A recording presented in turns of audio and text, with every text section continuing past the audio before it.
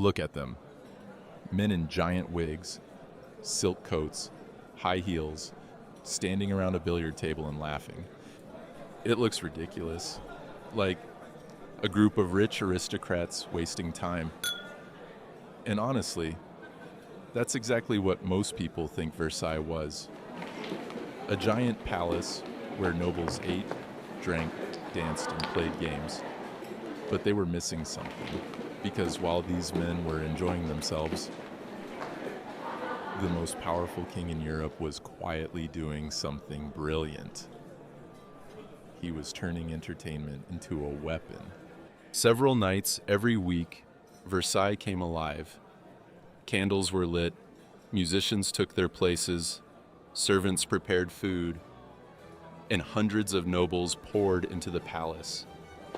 Not because they had work to do, because they wanted to be seen.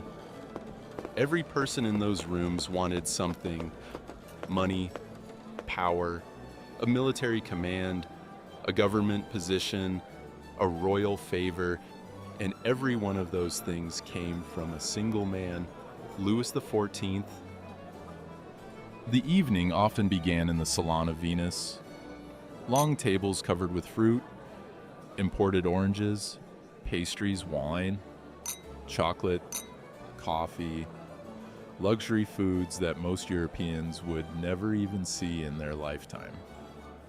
People smiled, talked, laughed. But many conversations had a hidden purpose. Nobody wanted to waste an evening. Every introduction mattered. Every rumor mattered. Every friendship mattered. Because somewhere in the palace, the king was walking. Then attention shifted elsewhere. The Salon of Diana. The billiard room.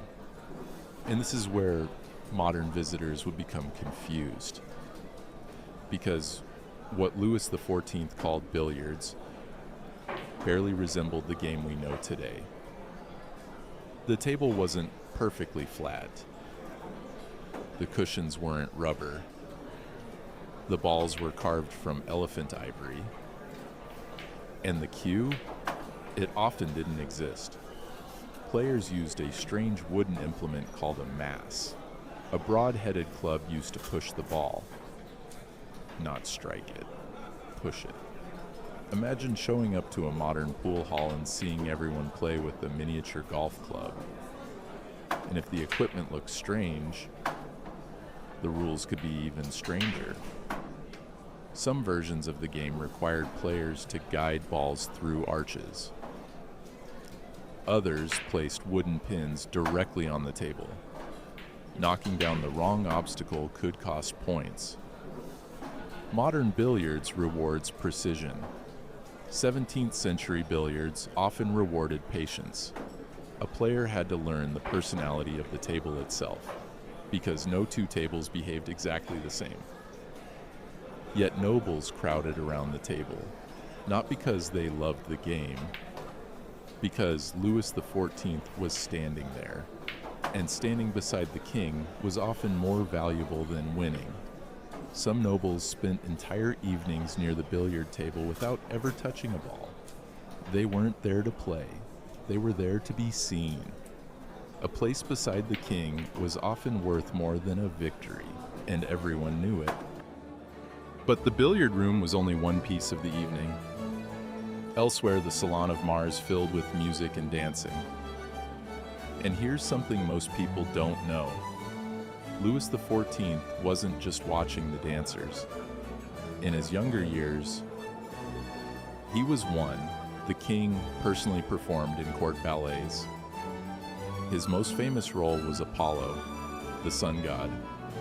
The performance became so famous that it helped create the image that followed him for the rest of his life, the Sun King. Then there were the card rooms, the Salon of Mercury. And this is where fortunes could disappear. Nobles gambled enormous sums.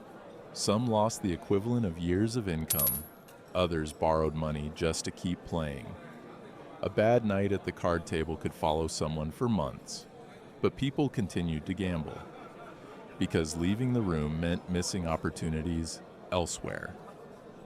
At Versailles, everything had a cost, even entertainment. Some nobles accumulated enormous debts simply trying to look rich enough to belong at Versailles. Expensive clothes, jewelry, servants, carriages, lavish dinners. Many spent money they didn't actually have, because appearing wealthy could be almost as important as being wealthy. A surprising number fell into debt trying to look successful at Versailles, because looking poor at court could be almost as dangerous as being poor. And while guests moved from room to room, everyone watched the king constantly. Which room did he enter? Who was standing nearby? Who received a smile? Who received a conversation? Who was ignored? This mattered.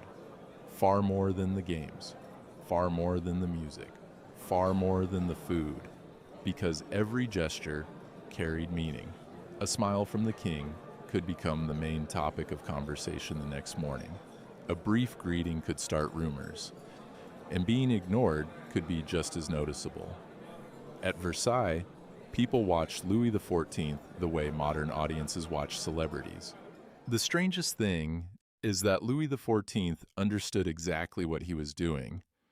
Before Versailles, powerful nobles spent much of their time in their own territories, building influence, gathering allies, creating independent power bases. That was dangerous for a king, so Louis XIV gave them something else to do. He gave them Versailles, a place so important socially and politically that nobles kept returning again and again. Not because they were forced to, because they believed their future depended on being there. Think about it. The most powerful aristocrats in France could have been strengthening their own regions. Instead, they were arguing over invitations, waiting outside salons, playing cards, playing billiards, trying to get closer to the king. The palace wasn't just a home, it was a machine, and every room was part of the design. The strangest part, most of the people in those rooms would never receive what they came for. Most would never become powerful ministers. Most would ever become royal favorites. Yet they kept returning, week after week, year after year, still hoping the next evening might change everything.